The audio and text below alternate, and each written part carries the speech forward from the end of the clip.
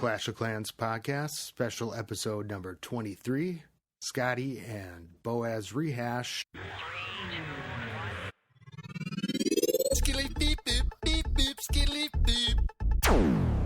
And we're back with the Clash of Clans for the fans in the stands. It's your pal Boaz. Hey, Boaz. And I'm here with my pal Scotty. Scotty. I've been seeing that in writing lately. Oh, yeah, T-A-Y. Scotty. Yeah. It's a good way to write it. So, back doing a special episode. So, how are you doing, Scotty? I am doing well. How are you doing, Boaz? Pretty good. I guess we just lost a very close and hard-fought war in House of L today, which they all seem to be, which is a bummer. Yeah, but it was really close. It was 103 to 98, I believe. Really, we ended up getting that close. Oh yeah, I knew we would, because here's the thing: what's been happening, and we're gonna just quick do war thing. People have been getting their attacks in and pushing it, and it was a tough war. Mm. It was a tough war from the get go with the higher ups. Their camps were really tough, and then the lower people had to go up against Town Hall 8s. A little bit higher than them. So it was a tough war. We fought, right to the end. There was a chance at the very end that we could have, maybe pulled it out. But we kind of took some gambles at that point. We said, we could try that one for 2, or, going for a 3 on a 9. If you're a 10 is still really iffy. So, it was kind of like, what better chance? And came out of it pretty well. I mean, yeah, and I ended my hot streak in these wars with my second account. I had a couple not very good attacks this time. So big shout out to Barcher King, who took down the most heroic attack with some, oh my God, he was going like 10 to 15 spots higher than him with all level 2 drags and 3-starring these Town Hall 8s, which I have a hard time with my level 3 drag. So huge shout out to Barcher King. I didn't even take down a 9 with my level 4s. So, and I think we should come back to that when we're talking about tactics and strategies and attacks that we saw, actually, because I'm seeing a ton, learning a ton from watching everybody else's, especially in a wide clan like this. Tough war, 99 to 103. That was the final score. We had 87 out of 90 attacks used. Jeez Louise, wow. And that's really kind of coming down to, what L is you got to be there, and the people that aren't, at first it was all right. Now it's kind of getting there. We had Monster clean some house a little bit, and I think it was just because of, people not being able to hold their attacks or come in, or they'd come in late into the game, and it's really getting more and more important in wars that the people that are lower down levels need to attack early. Yeah, have to attack early, or at least know where we can count on them. And if you're not around and not strategizing at all, it's you get a sense of people. So. Yeah, and House of L sharpening their tactics and coming up strong, building teamwork, racking up those stars, close wars, sharpening their skills, while House of Zod is over there preying on clans with no troops in their clan castles. I don't know how they get matched up with those clans, and I think they're maybe more middle heavy because there's not a lot of TH10s. But this last war in Zod, and Boneyard will have to fill us in because I just came in, it was a killer matchup. And it was a killer matchup because there were so many Town Hall 7s that had to go against an 8. I mean, it was ridiculous. I went, my number was a really strong 8. And I went in and I got a star with Exace. I got a star way down low, but even 42 and 32 were pretty much the same. in that clan in terms of the Wow. 8s, and I'm a 7. And so I used, I've been using in those war attacks usually 10 giants, 10 wizards, 10 wall breakers, 3 heals, and then archers and barbs. And I don't have my barb king yet, but if I can get, I just make sure to lure that clan castle out. And once it's out, I'll waste whatever I need to with my barbs and archers, pull them, and I'll take that time because I have more time at that town hall level. And I know rushing it is the only way to be defeated, Mm-hmm. if you've got a good strategy. So I got a 1-star against a 10. It was tough. I know I need, or 8, sorry, with Xace, and I got another 1-star on an 8, and the one I thought maybe would be 2, but it was a uphill battle. I mean, really, that even 9s and 10s, if you're close to that range, it can be really, really dicey. Mm-hmm. Do you have level 2 dragons yet with Ixace? You know what? I don't. I haven't even unlocked them in the barracks. Oh. And I realized after listening to what we're going to talk about, in this episode. Well, you get to hear it later, but we get to kind of premiere it here. Boaz presents. Dun dun dun. I thought I was stupid to not do my barracks, and so that's my next thing on my list is Xace, is to get my dragon barracks up, because listening to your interview and talking, you know what? Let's just premiere it. Oh no, wait. Okay, wait. No, listening to your interview, I thought, you know what? Dragons are really essential in those types of battles. Mm-hmm.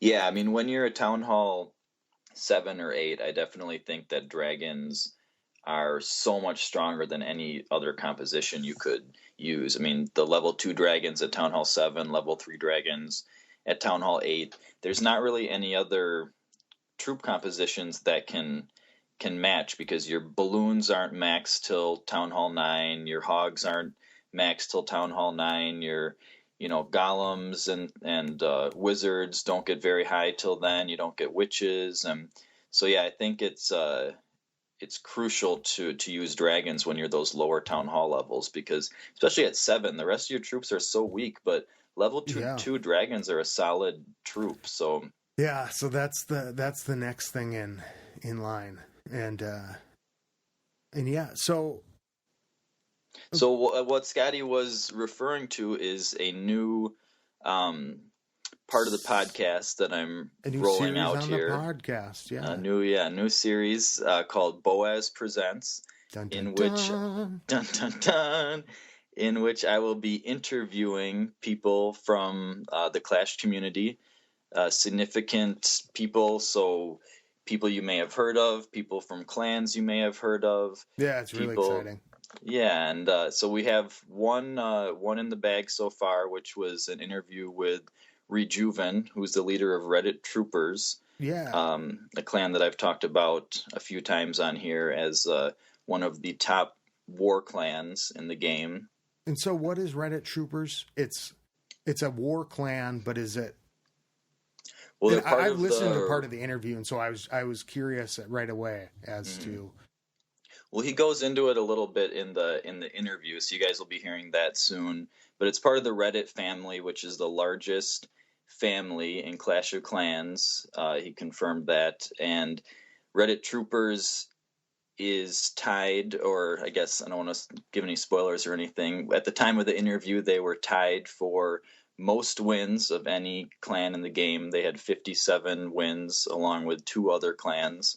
And you can find those stats on the Supercell forums. There's a leaderboard for clan war wins. So and I did not know that.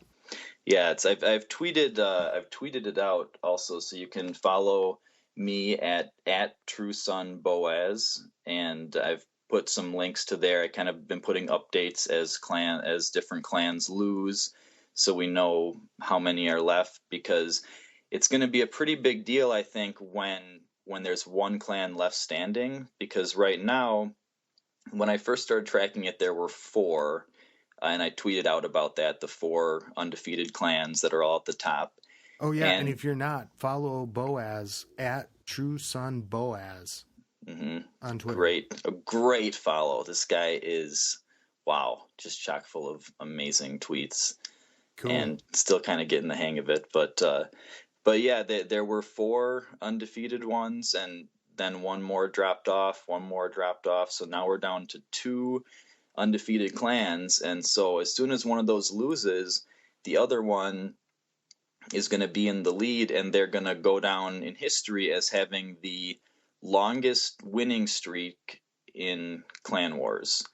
And it'll be really difficult. I mean, it'll be right now. Oh my God. Could you imagine being in that clan and being, like, oh, if we lose it, this is not, I have performance anxiety already.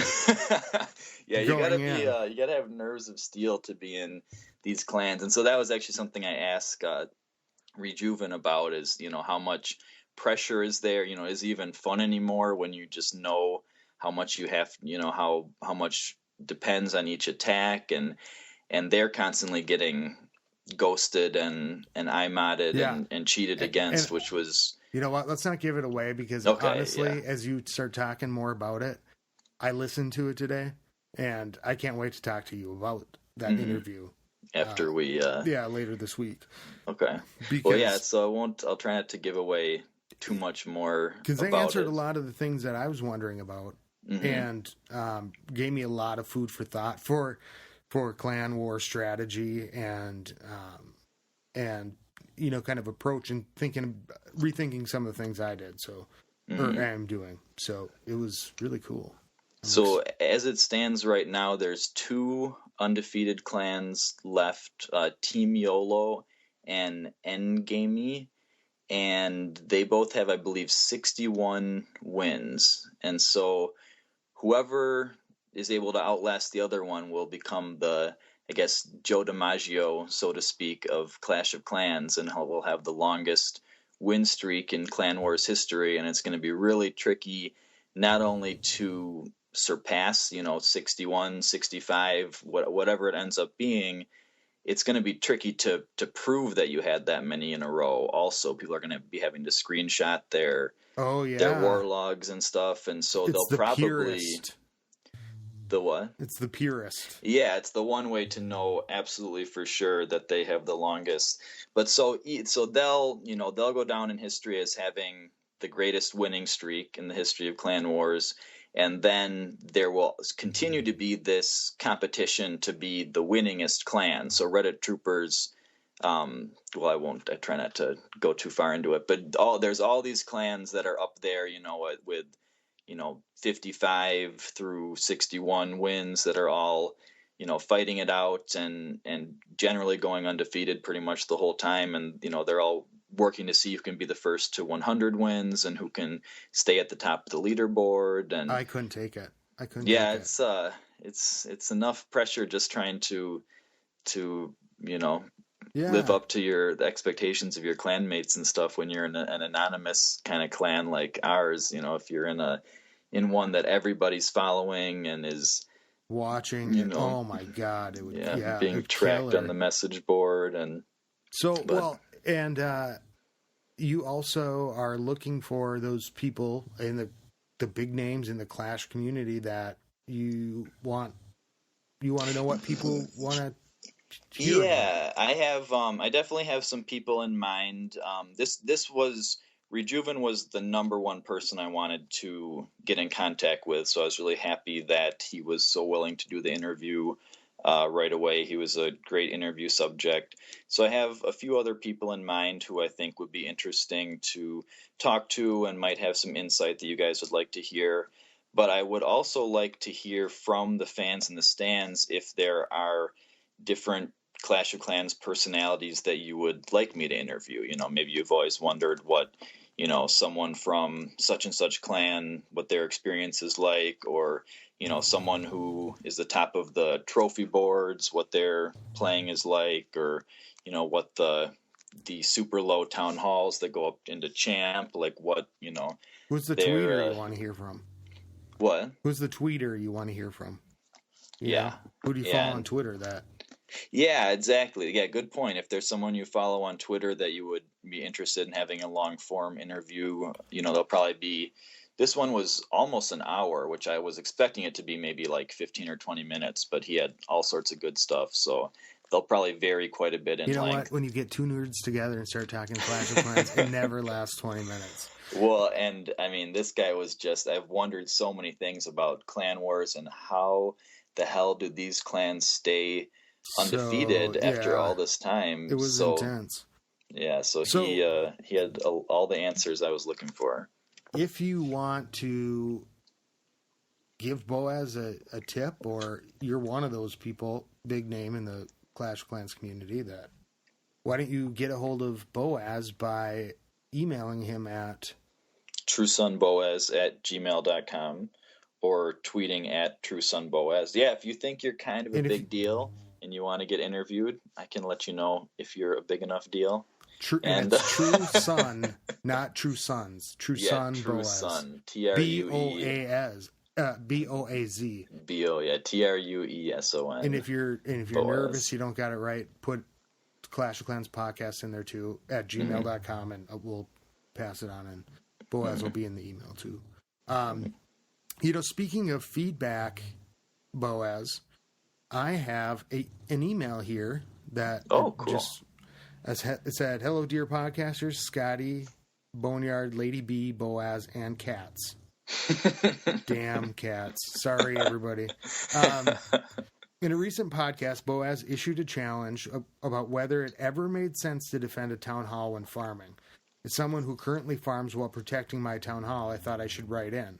Excellent. Well, Boaz is right that keeping the town hall out is the right choice for the 99%. Granted, if everyone kept their town hall out, it would break the game, and Supercell would have to change rules on how league bonuses work. That's a good point. I did think that through after I talked about it, because I was thinking, it'd be so great. You could just go up and down so easily, but that would break the game. I mean, then it would destroy the whole trophy pushing mechanism and stuff. So, yeah, that is something that I thought of. So good job pointing that out. Yeah. Yeah, it would basically make everybody even. Mm-hmm. I am part of the 1%, though, with everything max except heroes and walls. Ah, one of those guys. This ends up changing the game in some unexpected ways. Dark Elixir becomes the most important resource. Mm-hmm. Hello, back to the... Dark Elixir economy. Elixir is the most important when first entering a new town hall, then gold becomes the most important, and finally Dark Elixir. Exactly. What's this guy's name? This is actually Ghost from House of Zod. Ah, what's up, Ghost? And I found out something today. Actually, I won't destroy Ghost's mysterious persona, so never mind. Oh, okay. I won't give out Ghost's secret on the air today. Okay. Oh, so awesome. this is and then so I guess I win the debate. Elixir, then gold. And Dark Elixir. Certainly not win the debate. This is the true answer about which resources should be targeted.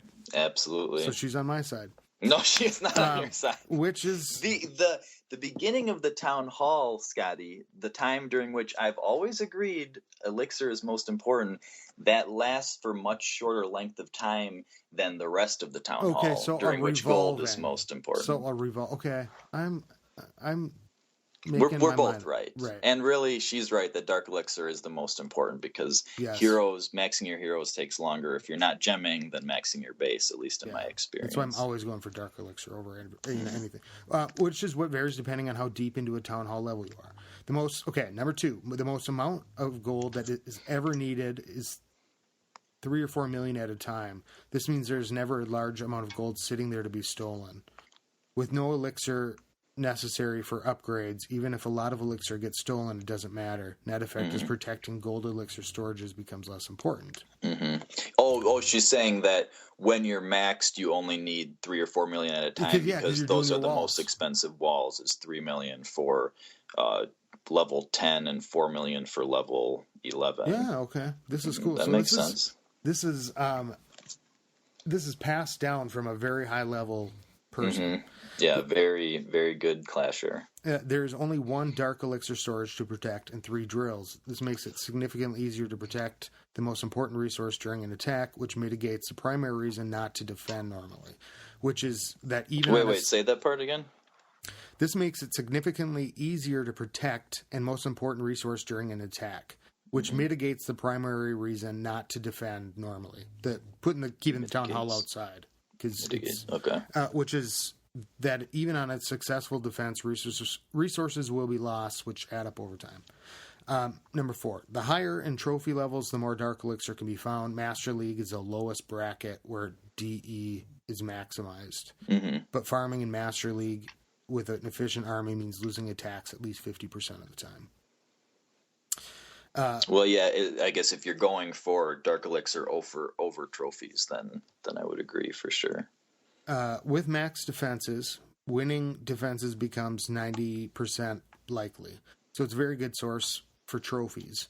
This really helps stay around or near Master League and allow small armies to attack for Dark Elixir and lose trophies without worrying about dropping too far out of the optimal Dark Elixir. Interesting. That's a good idea for my push that I might be doing. Caveat. After an update, when there are new things to upgrade, the method is not good anymore. The main reason is that the upgrades will likely require 5+ million in resources. Having so many resources means the losses from defending will definitely pile up. Also, during a 1 gem boost event, it is also not good to defend the town hall because it opens up more resources to be taken per attack with so many people gem boosting. Yeah, definitely. You want to get the shield. Yeah, and because people are trying then. It becomes beneficial to drop trophies to get in easier attacks. Hope that helps explain how eventually it does make sense. Eventually, that's a great way to put it. It does make sense to protect your town hall while farming under a very specific set of circumstances. You guys will get there soon. When I do, I look forward to hearing all about how protecting your town halls is an important part of your strategy. Keep it classy, guys, and Lady B. P.S. Here's some simple math on why farming Dark Elixir requires a change in tactics. Let's say we are filling a gold storage at 8 million, and every attack nets a generous 250k. It will take 32 attacks. Now, in order to fill a Dark Elixir storage at 200,000, with every attack netting a generous 25k, or 2.5k, it will take 80 attacks. Wow. That is nearly 3 times as many attacks, and those are ideal circumstances. Even though DE is 1 storage, it is often the most protected, meaning a higher percentage of raids will fail. A steady supply of DE is critical. Yeah, and the other thing is a lot of times when you're farming DE, you need to use DE troops, which then makes it not quite as efficient because when you're farming gold, none of your troops cost gold. The only gold you're spending is for hitting the next button. So it's you're losing Dark Elixir each time as well. That's why I'm staying in Crystal, because I can go down and I can pick up a little bit of Dark Elixir, on these attacks and use Elixir. But it just seems to me like you have to spend money to make money. And I think that's the way it is with Dark Elixir. Because you might come away and lose a few hundred or, God forbid, which happens. Like I put in like 1,000 Dark Elixir, 1,200 for each farming raid. When you're using hogs, you mean? Yeah. And so I can get in there and sometimes take 400 more, or whatever. But then I get up and I get a little bit more of that loot bonus. And I remember when I was in Masters, when I was pushing, Dark Elixir seemed to be coming in a lot easier. Oh, yeah, for sure. So... Well, huge shout out to Ghost. I actually talked to Ghost on the line chat. There's a line chat for the Kryptonian family. Ghost is the one that organized the bone pad movement, which was very cool. Yeah, it was cool. I'm excited that he does not have to play on that broken screen. On a tiny broken phone So he anymore. has no more excuses in his attacks. That's a good one. Yeah, it's going to be a bonus for Scotty because Boaz doesn't. Up to this point, there's a question of Is it the phone? And because I played on my phone and fucked up several attacks.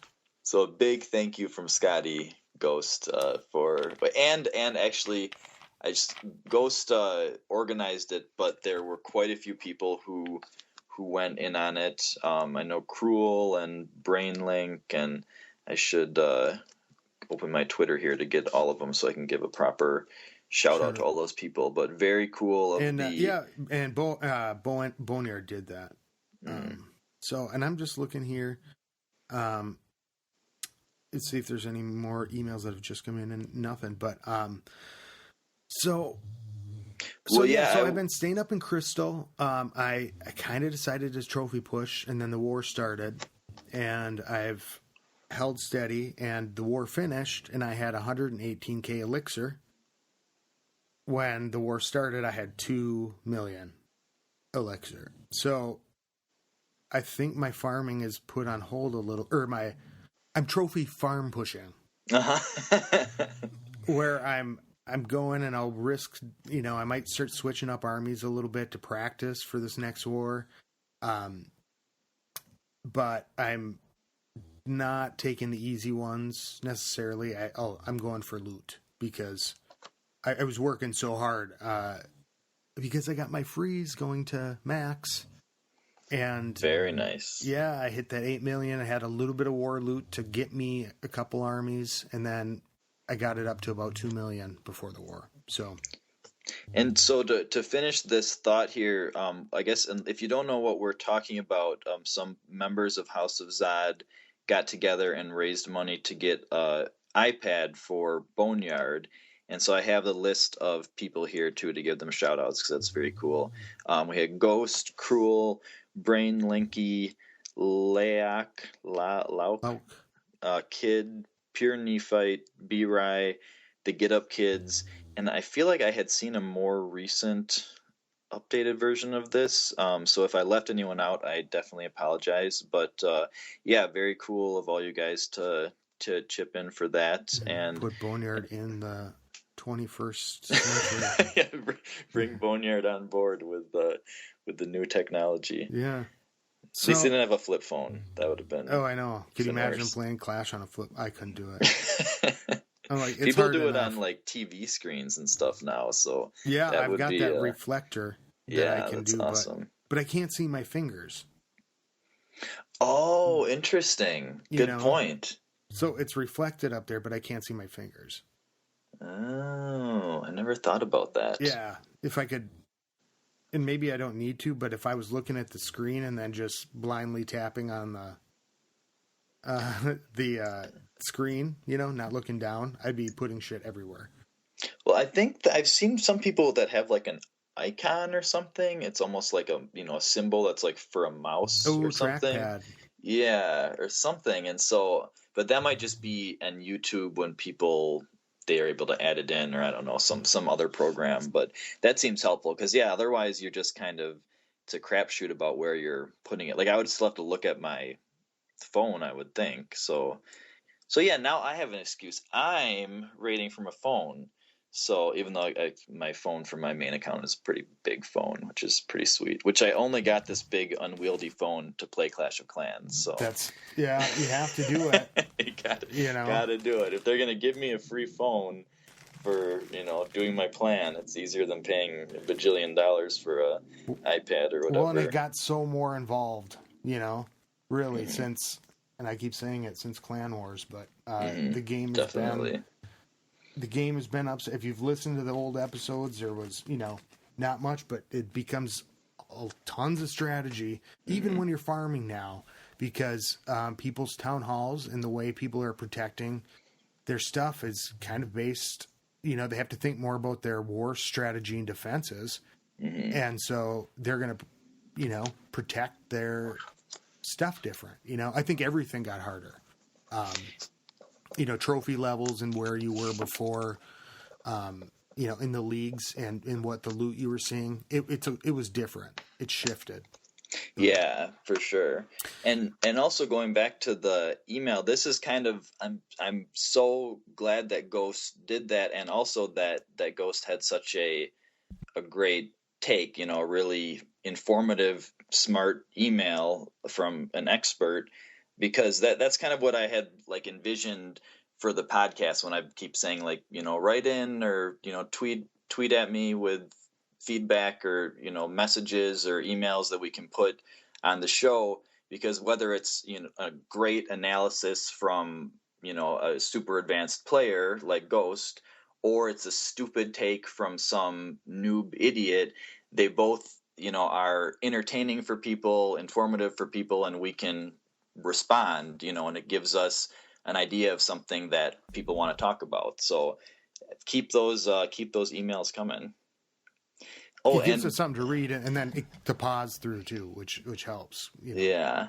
And there's one other thing actually that Ghost's email brought up, which is how much the game changes for higher level people. So what we've kind of been saying is like, oh, we're higher level and we need to kind of go down and give some love to the noobs and talk about, you know, how to do some lower level attacking. Scotty and I have an episode that'll be coming out where we kind of go over the basics of lower level attacking. But something I realized recently is that to a lot of people, we're noobs. Like there's people that are super high level, you know, really high level walls, expert attackers, you know, the people that are high up there in trophies and everything. And I was listening to this interview with like one of the top players, and you know how we say, you know, the attacking needs to get stronger because there's no way to 3-star the, you know, maxed out bases and stuff, so we need better troops or more troops slots and stuff like that. So this this top person was saying we really need better defenses because you can 3-star any maxed base. So meaning like with the, you know, level 11 electric walls, you know, maxed infernos, all maxed everything. If you're good enough with Go Wee Wee or, you know, Go Wipe or some of the other attacks like that, and even Hogs, there was one I was watching with Hogs, you can 3-star these maxed out bases. So we must sound silly to some people when we're like, yeah, how could you possibly 3-star Yeah, one I of these max suppose. bases? And they're like, well, yeah, it's way too easy to 3-star max bases. They need to fix that and make the defenses better. And, you know, and so it's really interesting, just the massive array of people that it's probably good that we're doing the podcast because we're probably right in the middle, really, Yeah. compared to, you know, the really high level people and then, you know, the Brown town hall people and stuff like that. So it's it kind of opened my eyes, and I was always very down on YouTube. Like, why would you spend time watching YouTube when you could be attacking? But I guess it's like while your troops are cooking, you can watch it. And so I've been watching some of the things, and it's kind of like the podcast except with, you know, video and not as much humor and, you know, that's what she said jokes and stuff like that. But yeah, so I've kind of been coming around on it, and there's a couple channels that I've been liking, so I might kind of talk about that more in the future, some of the good YouTubers out there. And it's a really, so we can talk about stuff in the game but can't really show attacks the way they can if they have video. So I know a lot of people have had issues with, you know, well, what do you mean by a divot, or Yeah. where do you deploy that? And so there's definitely good strategies and things that we can talk about on here, but when it gets down to like the nitty-gritty specifics, it's definitely better to have a visual aid. Which It actually reminds me, though, that we do want to get the Clash of Clans podcast YouTube channel back up and running again. Yeah. We're So gonna brush the Boaz is gonna be doing some more stuff here at the podcast, and we're gonna working out the details right now. But I think there's some cool ideas that are floating around. We're gonna start putting them up there. I think in the near future. So as the things get finalized here, and yeah, so that'd be cool. And you know, that's another thing. If there's things that you want to see on YouTube that people aren't showing you, you know, oh yeah, good point. know, if people wrote in and said, "Hey, I'd like to see something like this," or "I'd like to see your attack," you know, blah, blah, blah. Then it's like, oh, yeah, I could do that, really I want quick. to see the alien or the wildfire. Yeah, my alien attack, I really think I did my freeze. I'm happy I did because it's more versatile. Mm. But I do think, and you mentioned this in the podcast, I believe, a while ago, the P.E.K.K.A.s. Yeah, the level 5 P.E.K.K.A.s. Yeah, because you only have level 2 P.E.K.K.A.s right now. Yeah, and, it's every time that I don't do a troop or something, I choose one, then the other one looks more appealing. Mm-hmm. But I think that golem, or even just, it'd have to be maybe one golem, but doing that with some P.E.K.K.A.s is probably the way. It's probably the missing element in the Velk alien.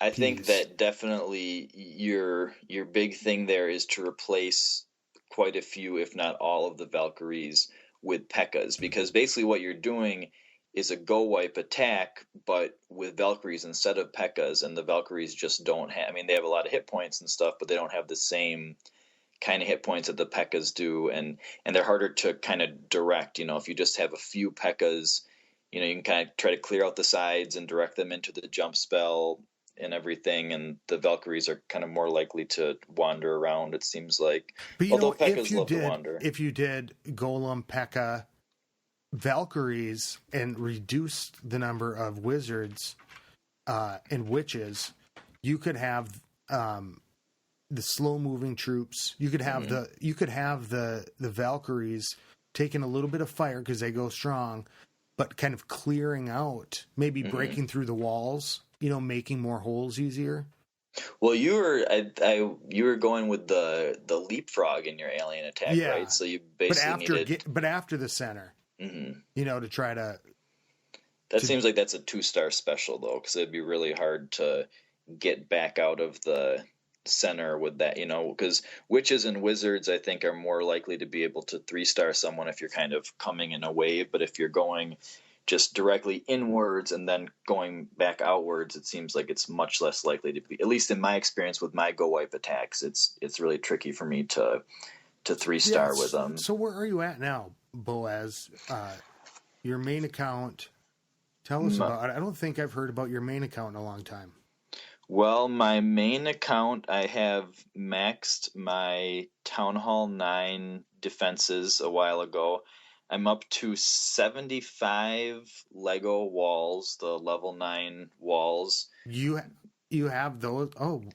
Yeah, 75 of those bad boys. And then my king's at 15, my queen's at 14. And so what I was kind of saying to myself is I want to have both heroes at 15, a really good chunk of those walls done before moving up to Town Hall 10.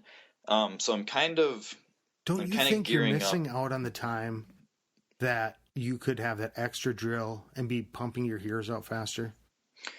I mean, kind of, but really the difference between going from Town Hall 8 to Town Hall 9, it's 3 drill levels to up to 12 drill levels. So then going from 12 drill levels to 18 drill levels isn't as huge of a jump, at least in my eyes. So I think going from 8 to 9 for the Dark Elixir is more of a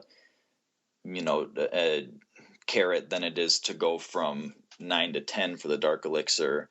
But I mean, there's lots of stuff I want in Town Hall 10. Like, I'm definitely looking forward to it, but I do want, I think that level 8 walls look silly. They look like cartoonish or something. And I really like the level 9 walls. And it's never going to be easier than it is now. You're OCDing about your walls?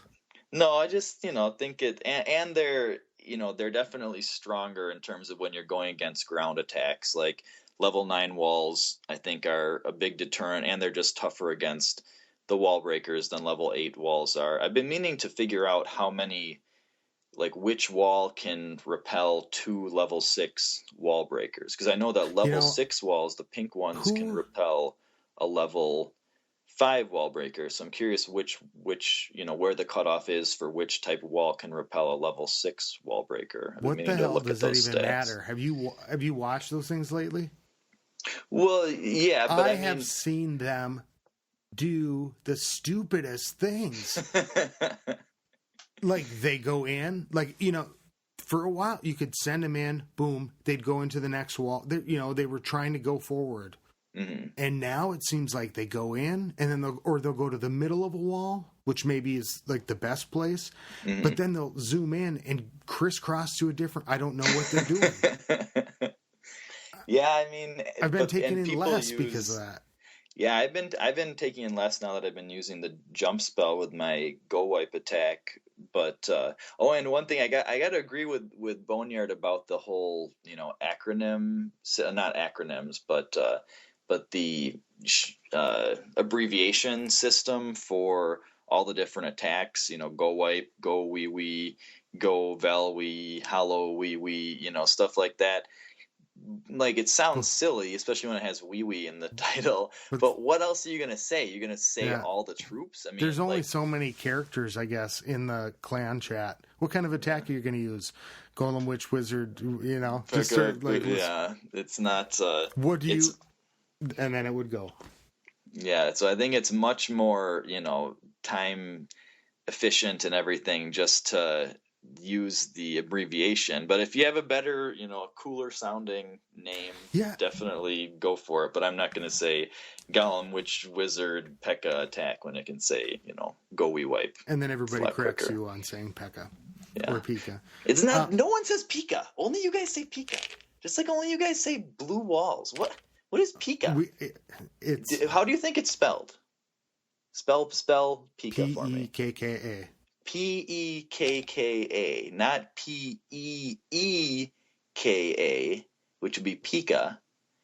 P-E-K-K-A. It just looks, P.E.K.K.A. If you look at the word, it just looks like it should have a long E. I don't know. They do say, isn't it like a... Nobody knows what the hell it is, so who knows how to pronounce the name? Is it a robot? Well, also one of the maybe it is supposed to be Pika because one of the goblin levels is called like Peekaboo, right? Or Peekaboo. Oh, I bet it is Peekaboo. I've heard Pekka. I've seen that Peekaboo, Pika. So maybe it is supposed to be Pika, but it seems so obvious. I thought I called it Pekka. P-E-K-K-A. It's got to be Pekka. I thought I called it. I think it's Pekka. Boneyard that calls it Pika, and Boneyard that says blue walls. We figured that out in the last one. Yeah, they're purple. I mean, well, anyway. Anyways, so you're okay. So you're maxing. Okay, maxing. So back to me. I'm gearing up for Town Hall 10. I'm getting ready to go up there with some of my buddies who are also max Town Hall 9s. But I just started pushing, and I thought like our whole clan was going to be pushing because last time we made it top 260. 250, somewhere around there. And so this next push, because we went from top 500 to about top 250, and now so that we can finally push into the top 200 this next push, which is, then you're in the big time, at least in my eyes. If you're in the top 200, then you hit the board. So you're, you kind of made it. So, but no one seems to want to do it because all the younger people in our clan are going back to school right now. And so, we wanted to do it kind of the end of this month, and they're all like, no, I'm going to be going back to school. And so I don't know when we're going to do it next, but a bunch of us are just doing it, or just going for it. So I'm hopefully going to try to get to champ. That's kind of that's what I'm thinking. Ambitious because my maximum is Master 2. I've never even been to Master 1. So it would be a big jump, but... Everyone seems to be doing it. I've been contemplating the trophy push, and I started doing it. I put my Town Hall in. Not like I have anything for them to steal. Anyways, so Scotty. I'm sure they're... but, I've been seeing in the wars and everything, and, the different style of attacks. All these bases are different. And I realized today I was looking at this 9, and I've got max troops besides P.E.K.K.A.s or Pikas. Just pick one. Pika. Okay. I have all max troops besides those, and I'm not sure how I would hit this because I've kind of got my farming troops, and I've kind of got my my war troops. That I'm working on the alien, but I could I'll target something that I can probably do that on. Mm-hmm. And then last war, I did a Town Hall 8, and I got 2 stars with an alien attack type go wipe army. Mm-hmm. Because I'm not used to, the various bases. Yeah, and also when you're planning your attack in Clan Wars, you can click on all the buildings and see what the radius is, or radii maybe, of the defensive buildings are. You can see where the clan castle radius is, where all of the everything is, and you can like take your time planning it out, planning your troop composition perfectly for that base. But then when you're pushing, or just when you're, nexting, you have to go in with a preset composition and then find a base that matches that composition, which is just a totally different exercise than picking a base and then creating an army for it. So, and then so like the 2-star in the last war that I went in on that 8, and my army wasn't the army it was ready to be. And so that was all right. But this one, I had an all drag army, but I still thought, I don't know how I would take that, with even these strong troops, just because that's not my targeted, it's not my specialty. You're used to 2-starring high level bases, not 3-starring low level bases, you mean? Well, that, and because I'm not using, the go wipe isn't going to work so well on this, or or a go wee type attack, or you're used to different obstacles, I guess. So it's like, I could hog this base, but I'm not sure. That would probably be the most effective way to get on this one, because air defenses get clustered farther apart, a lot of times in those lower bases, or if they clump them in the middle. You don't have much room for that at a Town Hall 10. So it's like even with the higher level troops, I need to practice just various armies in my real game, so that way if I have to adapt to a weird different base, I might go, I've got a hog giant combination that I've used a few times. You know what I'm saying? Like, yeah, for sure. I mean, the nice thing about the golem attacks, though, is it seems like they're pretty good against most I mean, the bases that really counter the golem attacks are ones that have a ton of compartments. And actually, Rejuven was talking about this, that the ones that are most compartmentalized really give the golem attacks trouble, because you just get bogged down in amongst the walls. And so there's different bases that have different weaknesses, and that's also what he's saying. If they don't have an anti-hog set up at all and don't have space for double giant bombs and stuff, then you can hog them. And for ones that have the really cool thing, the new attack that I hadn't heard of, and shout out to Hulk from Reddit Troopers. He has a YouTube channel called Hulk Files. The new attack that he's been doing is called Hallowee. So it took me a second to figure it out. Hogs, loons, witches, wizards. And so you go around the outside with balloons. It only works with centralized air defenses. But you go around the outside with balloons and take out that like ring, like they do have an anti-hog base. Yeah. And so if the air defenses are centralized, they're not covering those outer defenses. So once you take those out with your balloons, then you just send hogs straight into the middle, and they take everything out in there, and then you just have the witches and wizards to, as the kill squad to come in behind and clean everything up. And so I was watching some videos of his, and it was pretty badass. And it's cool hearing people that are like amazing attackers, because they can just break it down and analyze it and explain it so well, when they're grading or talking about people's attacks and rating them, and like, he used one too many balloons there. He didn't, how many need balloons that many. has he taken in? I mean, like, you kind of have a sense. I mean, yeah, I think the general composition was, I'm gonna butcher it, but maybe 18-ish balloons, like 16 to 20, maybe 15-ish hogs. Oh, I don't know if any of that's going And then to add up correctly. And then what does he bring in for cleanup? Witches and wizards. Oh, okay. Yeah.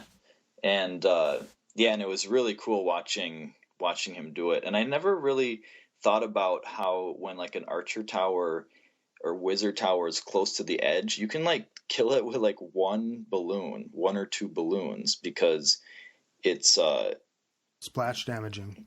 Yeah, especially the wizard tower is splash damaging, but even the archer tower, like the thing that he talked about, that Hulk talked about, is it's with balloons, it's all about the travel time, meaning it depends how far out the red line is, how far out the external buildings go, because like if they have a archer tower that's right next to the edge where the red line comes right, and by red line, I don't know. Yeah, it's the thing on the map where you can drop your troop. Yeah, within that area. So if there's an archer tower or a wizard tower right on the red line, you just drop one balloon and they just are immediately at it, and then they just really need to drop one bomb, and then when they drop, they kill it, for like level 10 or under or something. And so you can really take out defenses so efficiently if they don't have buffers, because then if it's even like 5 spaces away, like if there's one building in the way, in the time it takes the balloon to get to the archer tower, it's going to get hit so many times on its way there, so it was really... Yeah, it's about seconds, right? Like if your balloon's going to travel, you're going to get hit once per second by the archer tower closest to you. Exactly. I think they can take 3 or 4. Yeah, maybe even the ones I've been pushing, I've been using balloons and minions, and I think looks like it takes about 20 to 25% the level 10 archer towers. I think it's most of the ones I've been seeing are right before it gets to black. So whatever max, I think must be like 12. And by the way, I just saw this for the first time today. It's 12. It's 12. Okay. That the level 12s shoot fire. Yeah, they're so badass. All those max buildings, man. Oh my god. I guess I haven't really went up against too many of them. Mm-hmm. And so I'm like, they shoot fire. I want they shoot one. Fucking fire. I want one, because it's all of a sudden your camp looks like there's just tons of crap going on, fireworks going off, and because the flaming mortars with the level 8 mortars with the flaming fireballs is amazing. Yeah, but that's like, you do that just for and then the wizards, just for the show. Yeah, those level 6 wizards. It's so cool watching their lightning / fireball thing. But that's another statistic that I'm totally pulling out of my ass, but I would conjecture that level 12 archer towers are the rarest building in the game, because generally when you're maxing a town hall, it seems to be that the last thing people do is archer towers, because they tend to kind of be the least important, or at least the most expensive unimportant building. So like those level 12 archer towers are 7.5 million gold, which is, I mean, almost max. That's more than. And keep going, because I was just gonna say it's more than level 2 Infernos or level 3 Expos. It's basically the same amount as max Infernos and max Expos and all the most important stuff in the game. Like 7 of them, or or however there's many. A ton. That's a very good point. There's so like when you have 7.5 million, what are you gonna do? An Inferno or Archer Tower? Well, that would make it another like rarest defense, because if it takes, if there's that many of them, it takes that long. But I went up against a couple. And sorry to interrupt. No, I'm done. It was really cool, and now I'm like, I'm gonna go for it. Yeah, they look really sweet. So you're just working on walls? Yeah, walls and heroes, and actually my heroes, because I took a major break from heroes to work on my golems. Like I had max or level 5 minions I've had forever. Then when Clan Wars started, I maxed my hogs right before they got nerfed. They got maxed, and then maxed my witches, and then went to my golems. So I got my golems up to level 4, and I have not touched my Velks. I'm kind of waiting to get more data on the effectiveness before pumping Dark Elixir into them that I could use for my heroes. Because there's some attacks I've seen where they're just amazing, but when I've tried to use them, it has not gone very well for me. Yeah, you can't. So, They can't do anything at level 1 though. yeah, that's a good point. It's basically like saying, because I did that. I tried them out, and I'm still figuring them out. I'm still trying to work with them because I want to. There's something there with them. I mean, there's a reason why they're a troop, and I think if you can figure out a really good Valk strategy, I think that's their favorite Supercell. Yeah, that's the thing when they troop. say that. I mean, they're just gonna keep buffing them until we freaking use them. Use them, guys. We need to make them like 1,000 freaking hit points. Use the Valkyries. Yeah, and maybe I think for housing space, I think we need a little more hit points. Yeah. I mean, but good point. Yeah, if they even decrease the housing space a little bit, I think it would be way more attractive troop for people. But yeah, the cook time and the housing space and everything, and just when you have something that takes up that much housing space and they die quickly, if they get hit by a few things with splash damage, you can just wipe out a bunch of them. And so yeah, I don't know, they're kind of discouraging because a lot of things, like, they'll stay behind the tank, like the golems or giants or whatever go in front, and then the witches and wizards hang back and clean up. But the Valkyries, they don't target defenses, so they don't really work as a tank. Do they target defenses? No, they're targeting the cluster. Yeah, which is really cool. But like golems and giants work perfect as tank because they target defenses, so they go towards the defenses, soak up the damage. The other stuff comes in behind, but the Valkyrie is kind of like a hybrid troop. Like, it has pretty good hit points, but it doesn't have a range attack like wizards and witches, and it's fast, but she needs to get up there by the danger zone in order to use her attack, and then she's in danger of getting hit by the defenses. And so it's just, I think the fact that it's not a ranged attack is also, but I don't know, I bet there's people that are really, really good at using them, but I don't really see it. Well, I've only just started watching YouTube videos, to be honest, but I haven't really seen it much on YouTube, so I don't know. And everything changes, so it's always like you have to kind of update and try a couple of new attacks, and that's my plan for the next day, is just to maybe look at some of the bases that I'm thinking about attacking, or that I might end up having to attack, and doing that. Also, I want to go through the war bases of everybody, and look at people that got attacked, and if they got 3-starred on their first attack, it's have we been paying close enough attention? Definitely. Things are going so fast that it's like, okay. And so that might be a little bit more communication. But yeah, if we can eat up a couple more attacks, and our attacks have been so close, it might be time for defense. So, and that reminds me of a tip that I had given in a previous podcast, is that instead of poring over the bases yourself and analyzing each one, you can sit back and watch the beginning of a war, and the bases that immediately get 3-starred, they have glaring weaknesses. You can kind of let your enemy do the research for you. Let them spend all the time analyzing your bases. That's a really great point. Yeah, and then see who they were like, that's the weak link, I'm going to attack them right away and 3-star them. Then you can just know. So I was doing that because it can be time consuming and frustrating to go through every single one, especially when they're changing and stuff. And so there's this one war where they went in and they 3-starred like 4 of our guys right away.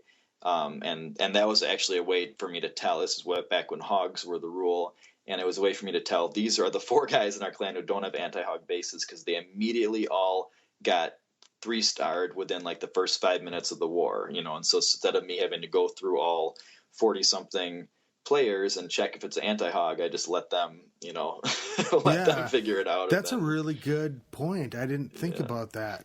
Yeah, it definitely saves some time. Because as long as the other clan is decent and they know how to analyze bases and stuff. But Yeah, and I thought even just going back through the replays and kind of, well, just for fun, because I'm learning so much in those replays. Mm-hmm.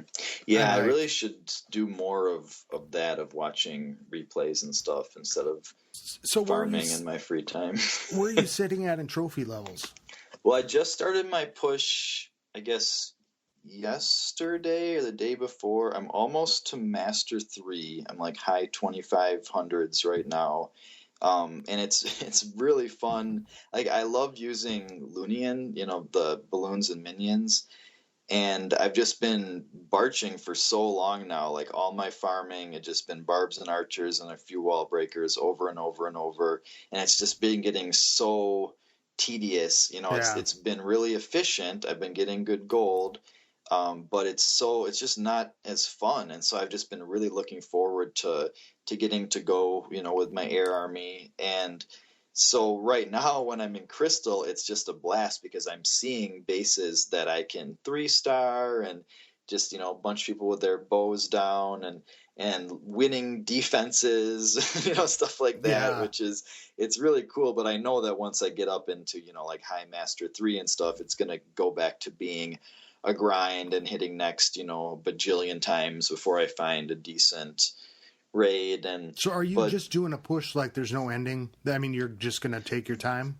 Yeah, because the other thing is, generally with pushes, like, I kind of try to, we only make an end date, and so, like, we'll give a suggested start date, but a lot of times people will start a couple weeks before the end date or 1 week before the end date or something like that, and you kind of try to go and so that you max out at the end date, because some people run out of steam early and then they start dropping before the end date. And so, but what I'm thinking for me is I'm hoping that I can just kind of do it indefinitely, because the army's not, like, I have been gaining Dark Elixir even though I'm using minions. I've been slowly gaining Dark Elixir, and I started out with like max elixir almost. I had been during the boot, I shouldn't have boosted my elixir pumps during the resource boost. I should have just boosted my mines, because then I was constantly maxing out an elixir and like queuing up spells and then canceling them and queuing them up and canceling them just to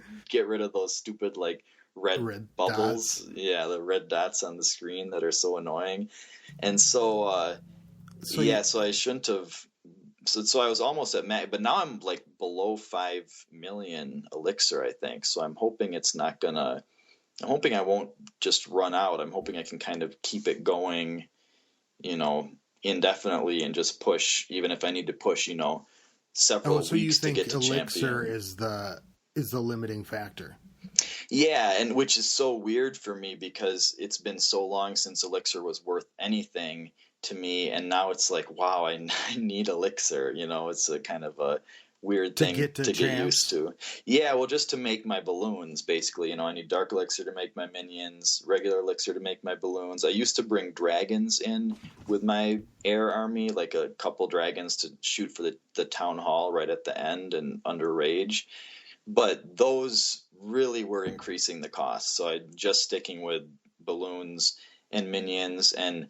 And the good news is that a bunch of other people are pushing just kind of independently. So that means that everyone has everyone's pushing with balloons and minions generally. So there's always people with air troops to put in my attacking clan castle, which is really nice because otherwise it would take forever. If everyone was just barching, it would take me forever to fill up my air clan castle.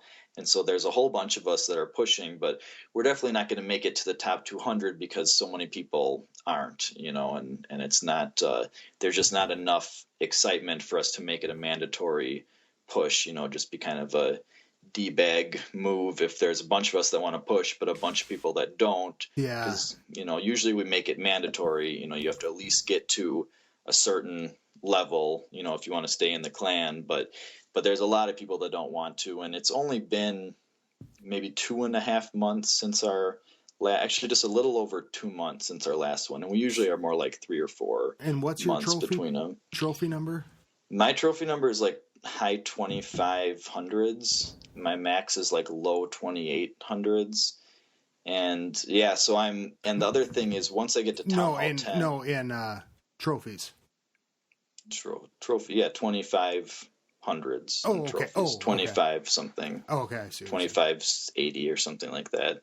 Okay. And yeah, and so the reason I'm kind of wanting to push now is because once I get to Town Hall 10, I'm going to be a baby Town Hall 10 for a while, and I'm going to be really wanting to farm everything. I just So imagine this tiny little Boaz camp. Look at it, it's tiny 10. Little baby. Yeah. There's no Inferno Towers. But yeah, so I figure right now it's probably a good time to do it. And this is my really year fun. for champ. That was my New Year's resolution. Yeah. And so I started, I really wanted to push it high. I thought, maybe I could do it. And maybe maybe it's like a segment for the podcast. How high can I go in trophies? And what the hell is it like? It's like, how low can Boneyard go? How high can Scotty go? How can I, and if I'm pushing, what am I running into? That type of stuff. I could do a little bit of that, and maybe that's an incentive. As soon as I get my elixir over like 1 million, at least. I mean, yeah, that's the thing. Is it's good to be really, really high in elixir before you start pushing, but if you're feeding, it's going to be tricky for you to feed all these clan castles and push at the same time. It's going to be a big drain on your elixir, I would think. It's definitely that was almost a 2 million war, but it was a war of dragons, I think, where just to kind of push it out. I think we've been doing this for a while, so I'm not exactly sure where the time is, but we should probably start wrapping up. And we thought earlier about predictions. Oh, yeah. And I did want some shout outs to the recent promotions in both my clans. But yeah, let's do the predictions here first. So Scotty tweeted out some predictions, which I thought were very insightful. And I guess Scotty was pointing out that it's about time for the next update to come. And the last update was just so huge. I feel like it just came out, basically. Yeah, I do too. Like, I feel like new one shouldn't be coming out for months. Well, but yeah, it's getting to their cycle. I think it would be different if we didn't have that gem boost. Oh, yeah, that's true. I think we'd be getting itchy. And I actually thought Boneyard had gotten a text or something from somebody that had said that the update would be coming out right after the gem boost. The gem boost, and I thought, well, maybe Tuesday, and then this weekend they didn't put anything out. So I want to make my prediction because it's Tuesday. Do it, Scotty. I think level 3 witch. I think that's a good call. She used to be awesome, like super awesome back in the day. A longer range. And so I think it's kind of time for her to get strengthened for sure. And maybe after nerfing the hogs, maybe it's going to be level 6 hogs. Oh, I like that. I would not have thought of that. Because that is such a good point, Scotty, because there's been such a backlash against Supercell for nerfing the hogs that would be such a great counter to put out level 6 hogs. Yeah, they want to knock them down in stature a little bit, but I think they might have done it a little bit too much, because it's not like you can just not use them like they used to be, but use them strategically. And I know people are doing it, and I've seen it, and I've been using them myself, but still it's like their limits, even if you play it really smart, are very limited. So I think it would be nice, just even a little bit of a bump, that a bomb, a double bomb maybe with a heal on it doesn't knock them out. That's a good idea. Yeah, so like just barely doesn't kill, but then that might defeat the whole purpose of the double giant bombs being able to, or maybe then you have to max giant bombs all the way to kill them, but yeah, I really like that idea. People would be excited. And level 3 witch, I think, is a really good. I hadn't thought about that either, but I mean, she's the only troop that has 2 level. I mean, the next lowest is what? Something, does Valkyrie's max at 4 levels? 5. So I mean, everything else is at least 5. I guess dragons are 4. levels, but P.E.K.K.A.s now have 5 levels, golems have 5 levels. So And yeah, the fact that Witch only has 2 is yeah, little. and I think was it the Witch that came out on the birthday? Yeah, Like, it came out. Well, no, no, I it feel was like it later. came out in like Halloweenish time because I think it was kind of like a Halloween troop. That might be totally It's it is misremembering, but time. It's time. They've done so many good things, but it's time because we've been waiting and we've gotten distracted with everything else, but we mhm. wanted that troop for so long.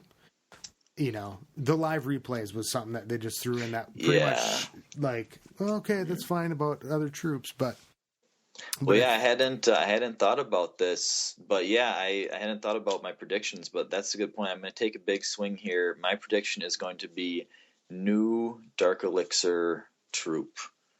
And there's that's been a bunch of these videos and pictures released of this weird metal balloon. balloon transport thing, which is really silly looking. But I don't know if it's just if it's going to be a different skin that they're going to put on it, or if If it's to it's throw us off, or if or it's if it's just one type of troop they've done and will ever get released, because I'm sure mm, they've probably have a whole bunch that yeah, they that's a good test. point. And They're probably trying out all sorts of different stuff because I mean the balance of the game is so, I mean, there's so many people that play. I didn't realize how many people play, but millions and millions and millions of daily players, and everyone at all different levels, and it's all so finely balanced with different things countering each other that it's going to be really, they have to be so careful about adding, big new changes into the game because yeah, Witch changed everything.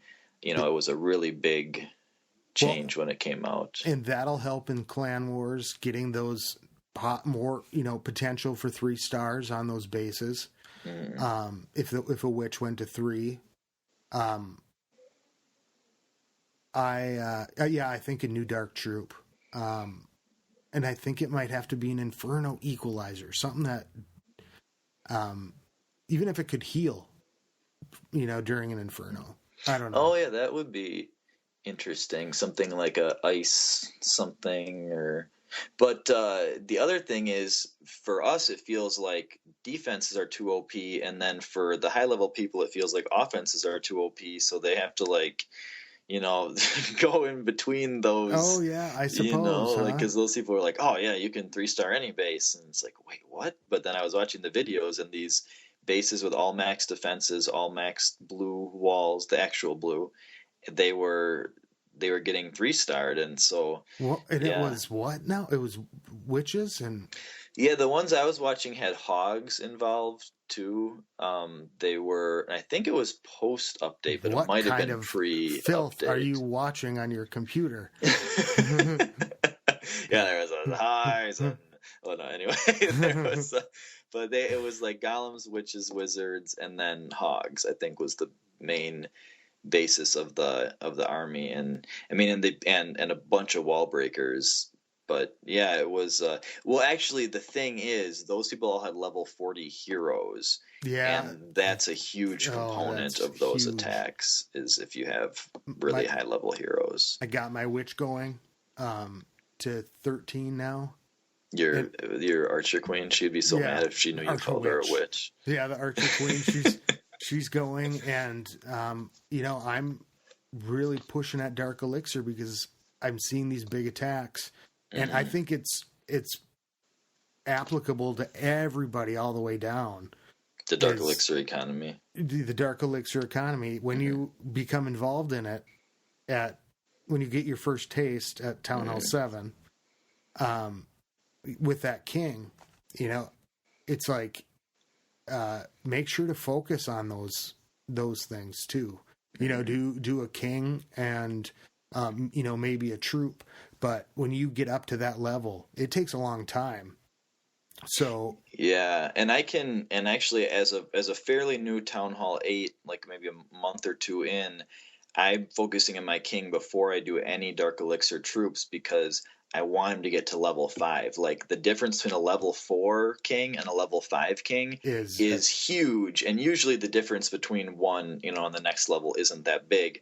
But to first get the Iron Fist, I mean, my attacking is going to change completely when I get that. So once I get the level 5 king, then I might start working on the Dark Elixir troops a little bit. But I need that Iron Fist first. And the one thing I'll say, because I've always had a mixed relationship with those heroes, is that they are the one constant.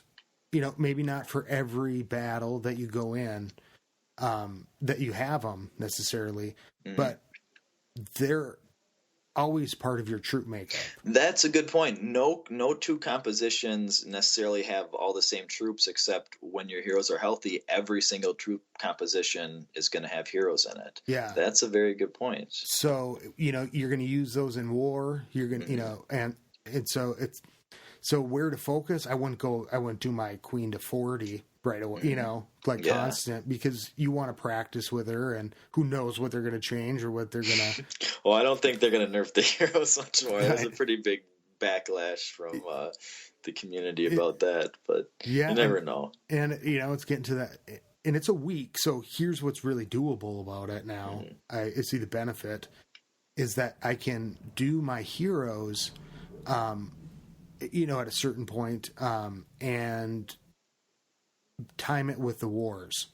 Yeah, that's what I've been trying to, I've been upgrading my queen with my other account, Boaz account, and I've been trying to do it so that, because she's down for about a week each time, so I've been trying to do it so I miss only 3 wars instead of 4 wars, so I'll start her right after my second war attack, and then the next war, when she's about to be ready, I'll wait till she's ready before I do either of my attacks and stuff.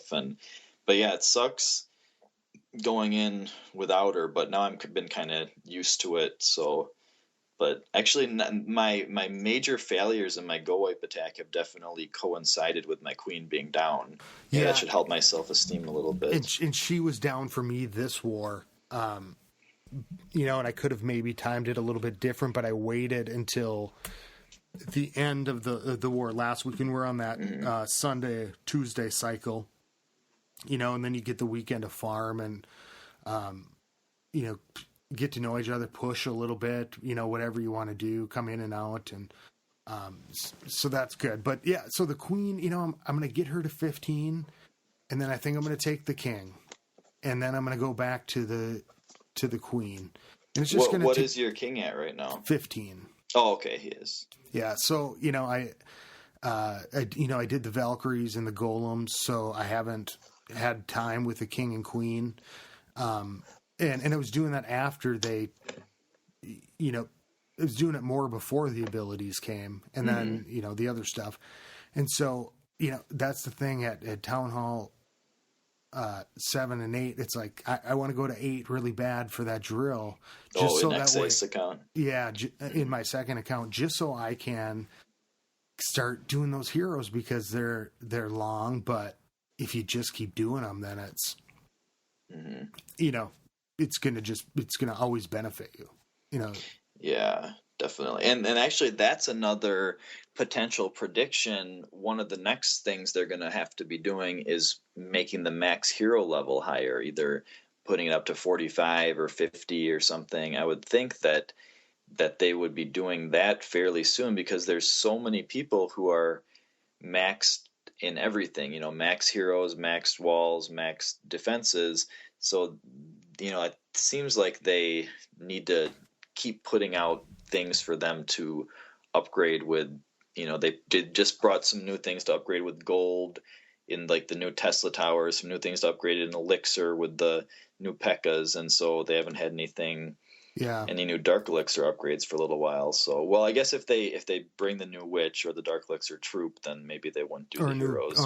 Or a new Dark Barrack. Yeah, that's true. I don't know. The map's getting pretty small. So yeah, that's another thing. What are they going to do about that? And if, Town Hall 11 is coming, I would have thought that people who maxed everything out would be like, man, when's Town Hall 11 coming? But nobody seems to really be wanting it. Like, they're all like, finally, I got to the top of the mountain.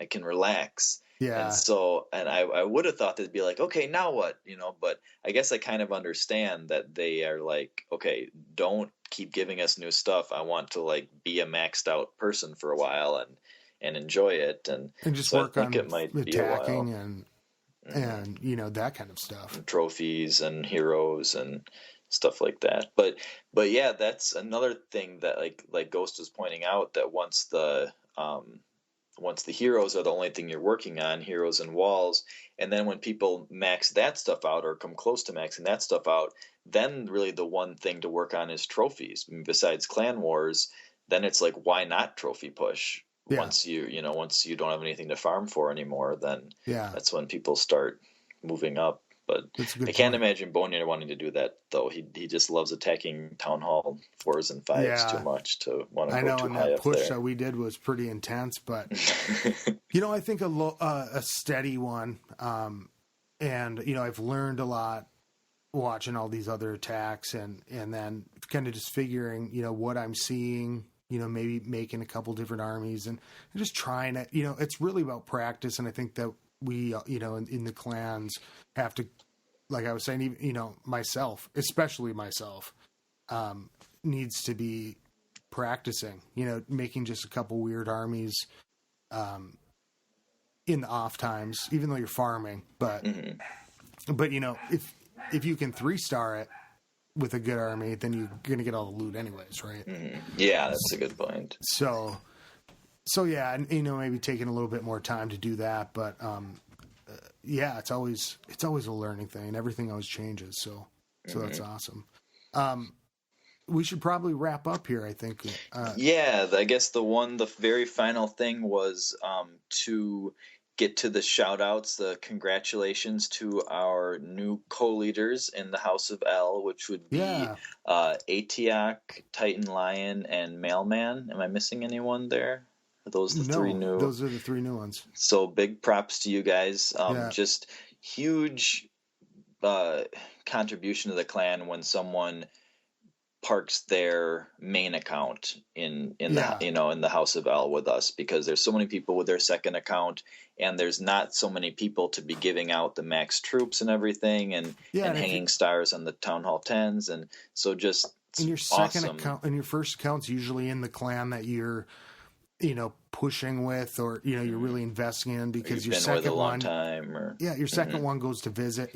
Like Xace, I'm over in House of Zod, and it's hard for me to be in 2 places. So, I was really happy to have them on board, and they help with. They really carry a lot of the weight with troop donations. Yeah, and advice. I mean, they're really good attackers. So the advice and just everything, support from them it's really cool. So I'm so glad that you were able to reward them, or show your appreciation for all of their work and everything, which is what's so cool about the elder and co-leader titles. It's they don't necessarily have a ton of there are some perks and some good things about having more elders and co-leaders, just because they can do different functions in terms of the clan management, but it's more so a way to honor people and to show your appreciation for their loyalty or their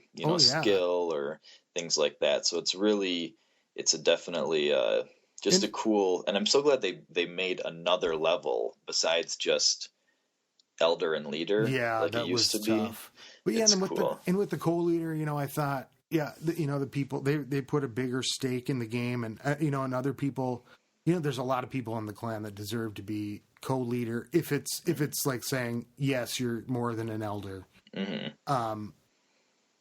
Which is the downfall of making of the elder system that the Kryptonian family has, which is making anyone who uses their attacks an elder effectively takes out one of the tiers of promotion.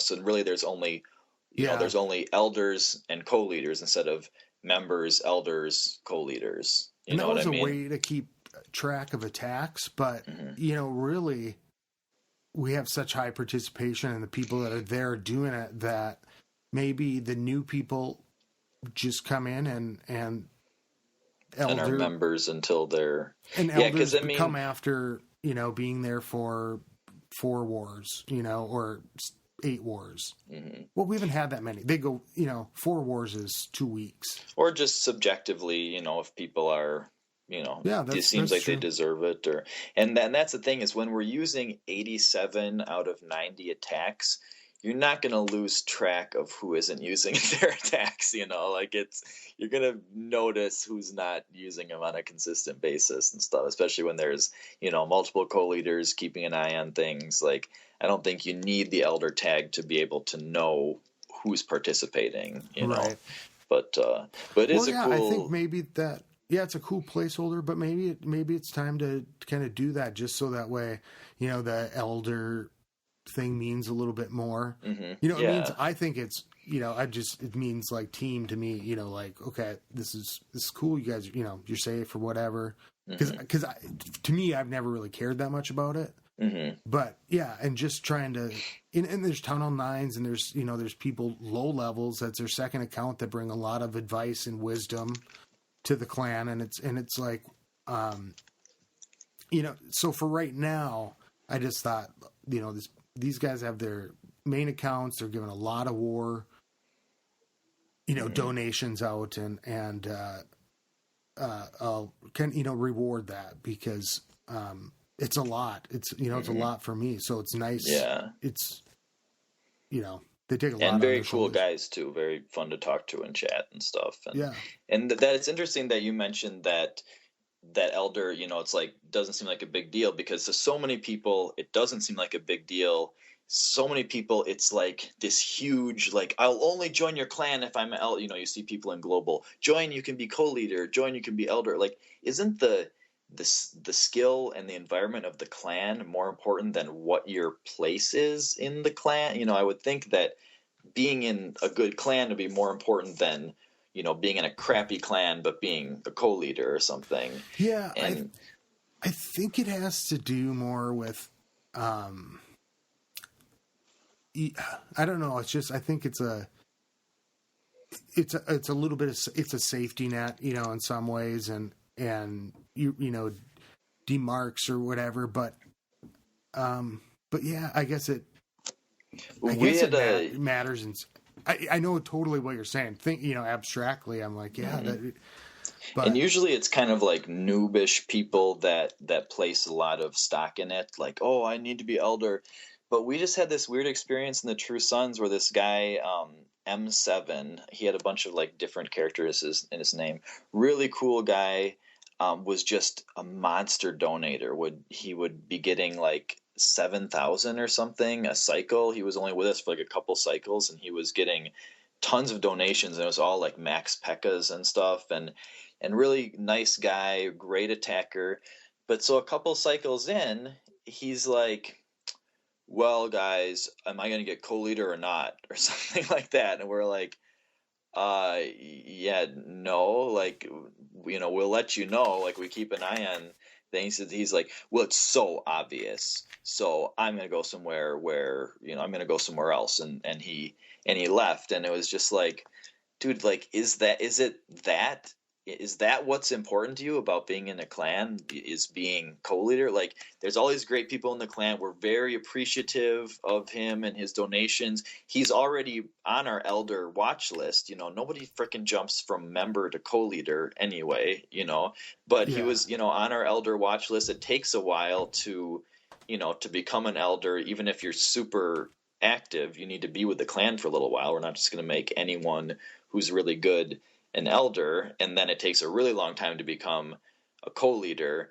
But we try to do like every 5 or 10 wins. Like at 30 wins, we had some promotions. Now we just had our 40th win. We're at 41 now, and we just had our 40th win, and so we did some promotions at our 40th win. So we got 3 new elders, which are Adam, Brad the Dad, and Illness, who is also Get Up Kids, who I think is maybe a co-leader in House of Zod, or he's in House of Zod, great attacker, really good guy. Yeah. So he's a fan in the stands. Adam's a fan in the stands. Stop by. Big shout out to Brad, who actually lives very close by me. We're going to get together for a beer sometime, which will be my first time meeting a clanmate in real life, which is very exciting. And then the even bigger announcement is Luxury Yacht, very, very long time member, made co-leader at 40 wins. So huge shout out to Luxury Yacht. And so just when someone like this M7 guy, who's a super high level player, he's tons of trophies, tons of donations, all max troops. When he says, well, why am I not co-leader? Like, to think about what Luxury Yacht went through to earn his co-leader title, like, it's so laughable that some guy who's been in there for, less than a month would think that he could, be on the same level. So huge shout out to Luxury Yacht. I know he loves the podcast, so great job. I could see that with Ella's now that, it started as a fan clan like we talked about, but the people that have been there have been there for a while. People do come in and add to the team, and some people go. And so maybe it is time to rethink, now that the clan is maturing a little bit, the elder policy. I think that's kind of interesting. Mm-hmm. So Boaz presents the first episode ever with Boaz solo. It's really good. I listened to it already. Very lonely. And I'm all by myself. In fact, I was sitting half this podcast. I've been sitting here going, "Oh, I want to talk about that part." Oh, like he said. Yeah, after we air it, we can rehash it, so to speak. Yeah, because I learned a lot. It really started to make me, there's a few things that I got to do now that are on my list. That, so check that out. And it's like a whole new kind of series era and a whole new format for the podcast to bring in, because it's normally just us and maybe some other guest hosts and stuff just kind of talking Clash. But when you have people that are kind of a big deal in the world of Clash of Clans I didn't know if anyone would actually want to would want to come on and be interviewed, but I don't think he had ever heard of the podcast. But he was like, yeah, sure. He came on and did this long interview and stuff. And so if there's people that are quote unquote famous or have a lot of insight, or just have answers to questions that we've had for a long time, I think it's really cool to have the opportunity to bring on people, not necessarily as guest hosts, but just like kind of a different format, of interviewing them and us as hosts taking a back seat and letting them kind of run with it. And definitely. And it turned out so well because he was amazing. Huge shout out to Rejuven. He's just really well spoken. He was a natural. So they might not all be that good, but but we'll see. No, he set the bar pretty high. Yeah. And so we're gonna do another podcast in the very near future. And you know what? I want to talk about that interview, because I think it'd be good to deconstruct it a little bit. Mm-hmm. And, definitely. Kind of say what it means for us and for the future of the podcast moving forward. Yeah. Here. Yeah. And fans in the stands, if there's someone else you want to hear interviewed on the Clash of Clans podcast, tweet at WBSMT Radio, or tweet at TrueSun Boaz, or TrueSunBoaz@gmail.com, BOAZ, and or 42427 Clash. That's right. And Clash Clans podcast gmail.com. I think you already told them. Yeah. So thanks again, Boaz. Ghost, great example of fan interaction. That's just, we want more of that, and that's a way to earn a shout out instead of saying, hey, can you shout me out? Just takes, doesn't take long to get in touch with us and give us some good content for the show like that. So I'm really thinking differently now about it. I'm like, oh, maybe that, her analysis, maybe that you can apply some of that to a trophy push type situation. And I bet she's got about 100 other amazing tips too. Oh, I didn't even get to my section tips from Sister Pringle, so we can get to that next time. The 3 tips from Sister Pringle. Shout out to Sister Pringle. She's a badass. All right. Well, thanks for being here. Keep it clashy, everybody. Keep it clashy. Skilly beep beep beep beep skilly beep.